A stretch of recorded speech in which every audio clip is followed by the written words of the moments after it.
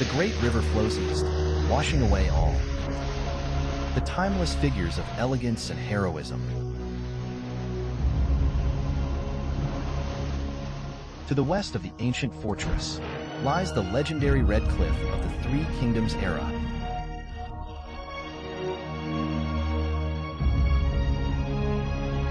Rocks piercing the sky, waves crashing on the shore, stirring up 1,000 feet of snow. The landscape is like a painting. How many heroes of that time?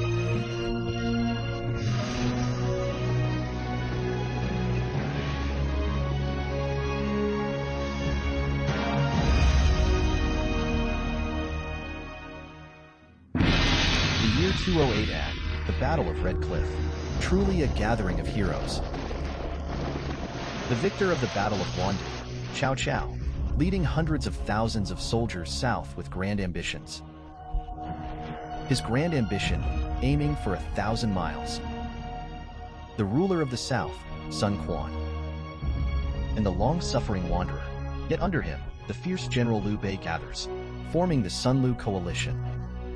For a moment, Zhou Yu, Zhuge Liang, Lu Su, Guan Yu, Gan Ning, Zhang Fei, Xiao Yun, and others, scholars and warriors converge at Red Cliff.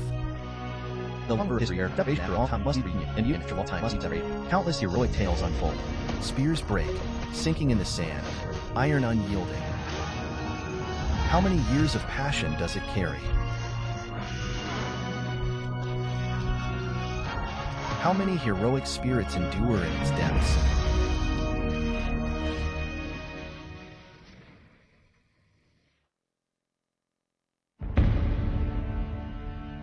After the Battle of Guandu, Cao Cao continued his military campaign to eliminate the Yuan clan, and then pacified the Wuhuan tribe.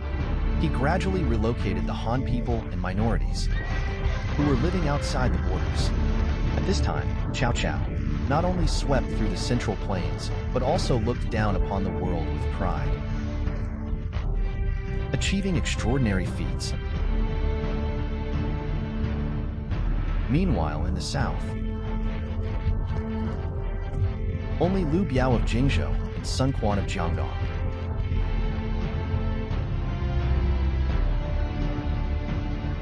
had just pacified the north.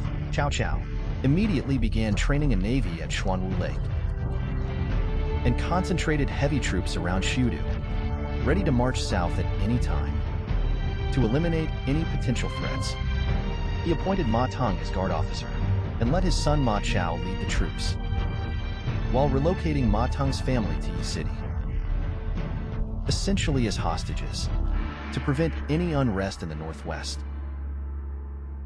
In the highest governing body, adjustments were also made by abolishing the three dukes and establishing the prime minister and grand commandant, and strengthened his control over power as prime minister.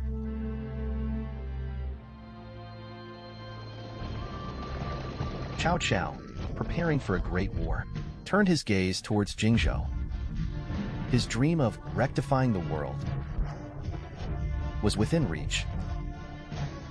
However, history did not unfold as he had envisioned, heading towards a tripartite confrontation instead of unification. The Battle of Red Cliffs was a turning point in history.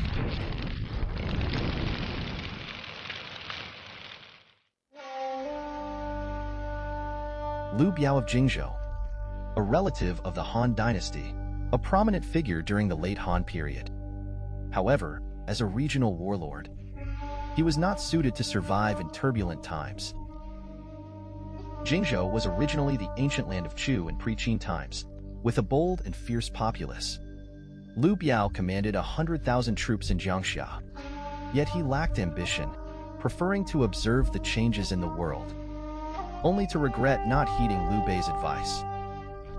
After Cao Cao pacified Jizhou and the Wuhuan tribes, missing the opportunity to move north. Meanwhile, Sun Quan faction in Jiangdong was preparing for the future. Lu Su had long pointed out that the revival of the Han dynasty was no longer possible, and that they should seize the opportunity to take Jingzhou and hold the strategic position of the Yangtze River, Gan Ning even bluntly stated that Liu Biao lacked foresight, and both of his sons were mediocre.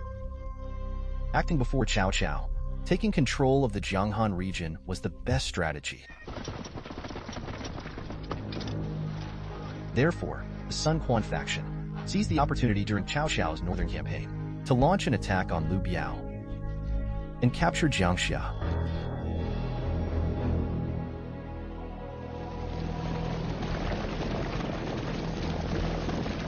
Upon hearing of Sun Quan's capture of Jiangxia, Cao Cao immediately sought advice from Sun Yu. Sun Yu suggested advancing towards Wanyi, taking an unexpected route to catch them off guard. Cao Cao, following this plan, immediately led his troops southward, aiming to seize Jingzhou before Sun Quan did so.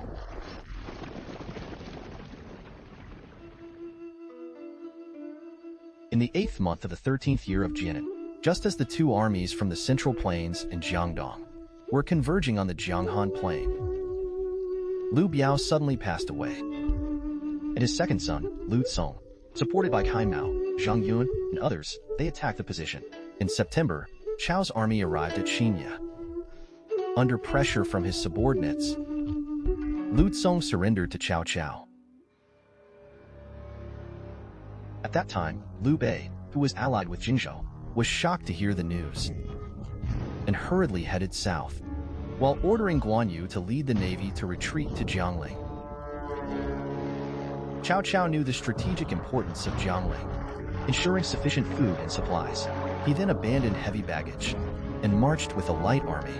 Upon reaching Xiangyang, he heard that Liu Bei had already headed south, so he led 5,000 elite cavalry, marching day and night, covering 300 miles quickly. They caught up with Liu Bei at Changban and Danyang.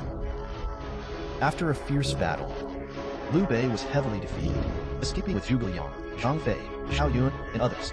Dozens of riders fled. According to historical records of this battle, Zhao Yun carried Liu Shan. Protecting Lady Gan, they retreated unscathed, while Zhang Fei led 20 riders to guard the rear. According to the watercut bridge, brandishing his spear and shouting loudly, he is Zhang Ida, ready to fight to the death. No one from Chao's army dared to advance.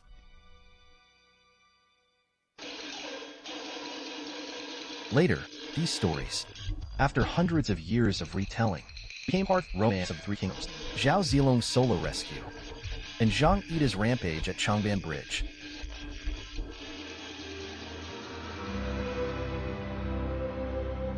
Liu Bei fleeing all the way, fortunately encountering Guan Yu's navy. After crossing the Han River, Liu Qi provided support, retreating to Xiakou.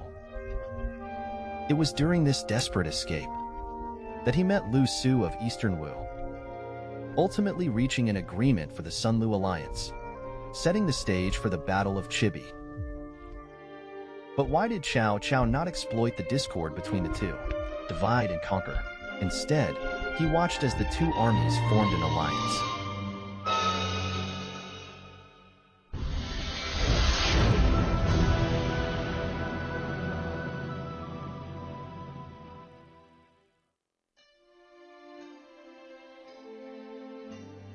Cao Cao's victory at Changban, seizing Jiangling, immediately settling the people of Jingzhou.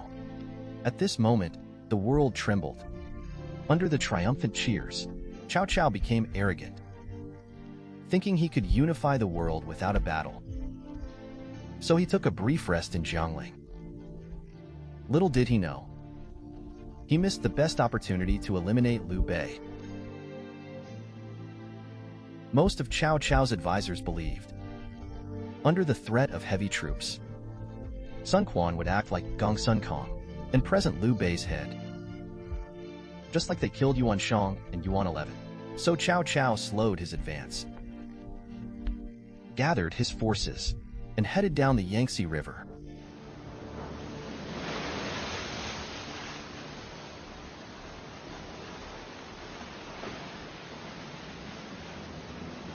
The mighty Cao army indeed caused some unease within Sun Quan's camp, since the moment they marched out within Eastern Wu during a meeting discussing the future of Jiangdong. Some had already suggested surrendering to Cao Cao. At this critical juncture, Lu Su stood against the crowd, explaining benefits of aligning with Cao. However, Dongwu cannot, because others can come to pacify the region.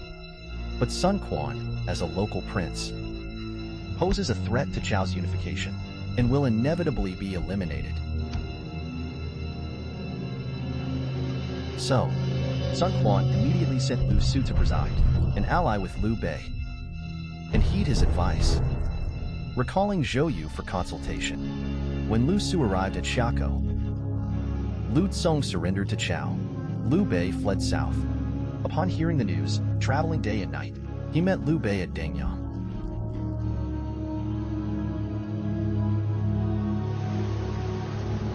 At this point, the defeated Liu Bei had nowhere to go. Eagerly accepted Lu Su's advice, headed east to Xiakou, and finally retreated to Fangkou in the northwest of present-day Hubei Etching. However, it was not smooth sailing, with the hawks and doves within Dongwu at a standstill.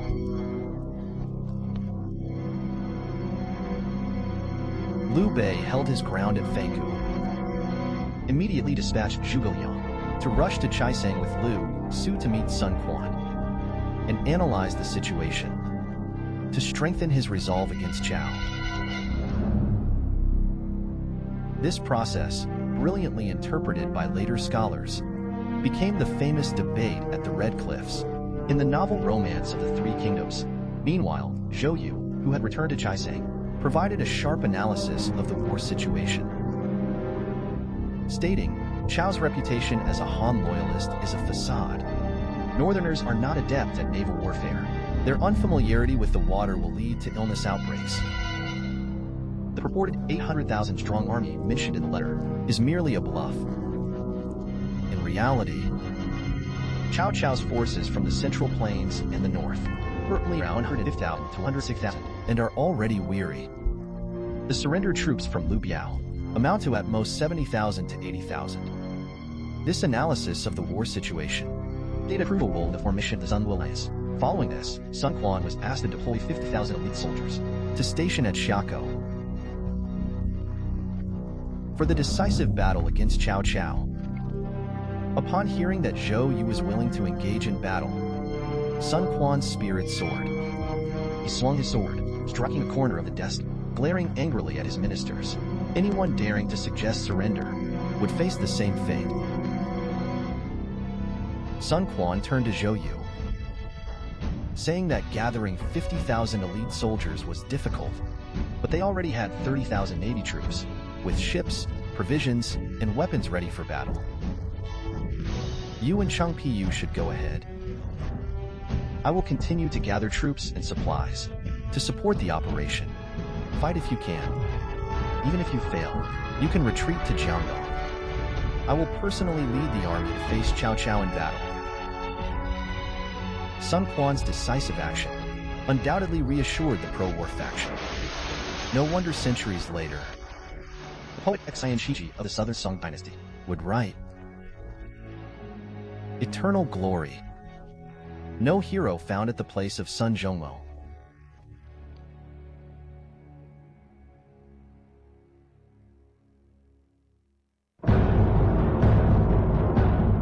Zhou Yu, along with Cheng Piyu and Lu Su, would march westward to meet with Liu Bei at Fangkou, advance against the current, encounter Chao's army descending along the Shun River at Chibi. A fierce battle ensues. The northern troops, unaccustomed to naval warfare, are defeated. They retreat to the north bank of the Yangtze River at Wulin. Zhou Yu returns to Chibi, facing Cao Cao across the river. In the midst of winter, the northern wind howls, warships rock, northern soldiers suffer severe seasickness. An epidemic spreads in Chao's camp. To alleviate seasickness, Cao Cao orders boats to be linked with iron chains. Seeing this situation, the top decision-makers of the Sun-Lu alliance plan a fire attack, but struggle momentarily to approach Chao's camp for the grand scheme. Finally, the Wu general Huang Gai proposes, feigning surrender to execute the fire attack plan, sending a letter to Cao Cao offering surrender.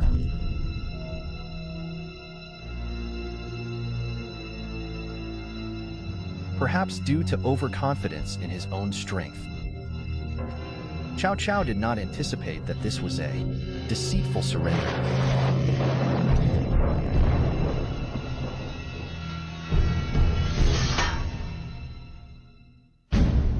Jianan, 13th year, 11th month, 12th day. Equivalent to December 7th, 208 AD. Taking advantage of the southern wind, Huang Gai advanced towards Chao's camp on the water. As the boats reached the center of the river, they loudly declared surrender. The Chao soldiers were caught off guard. The entire army came out of the camp to watch. When they were 2 miles apart, Huang Gai ordered to set fire. Recorded in Ziji Tongjian. The fire raged fiercely. The boats sped like arrows, burning all the northern ships, extending to the camps on the shore. Chao's army suffered a great defeat. If not for Zhang Liao and Su Chu's reinforcement, it would have been difficult to escape.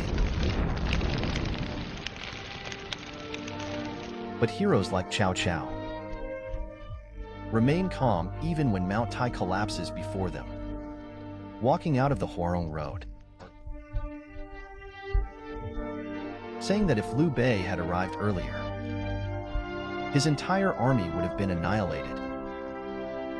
Based on this, later generations fabricated the story of Huarong Road. Cao Cao underestimated the enemy and was defeated at Chibi. It proved that Sun Quan is neither the former Gong Sun Kong nor comparable to Lu Tsong. 5 years later, Cao Cao personally led troops to Pansuko. Sun Quan personally commanded the army. Once sailed outside Chao's water camp, with drums and music playing, and left a letter for Cao Cao. The spring water is deep. You should leave quickly. And attached a letter. If you do not die, I cannot be at peace. Regarding this legendary episode, the Comprehensive Mirror for Aid in Government has a brilliant record. It is said that on that day, the Chao army did not dare to fight. Arrows were shot in unison, causing Sun Quan's ship to tilt. And then he turned the ship around. After the other side was also filled with arrows, they sailed away. This later became the prototype of the story, borrowing arrows with thatched boats.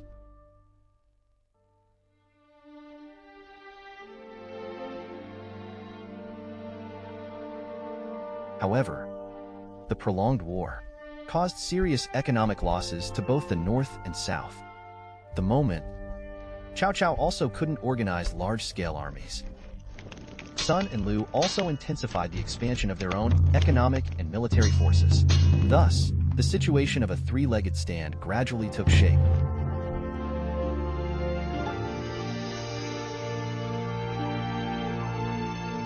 However, in Chinese history, long separation must reunite. In the near future, another unified dynasty will emerge on the land of China.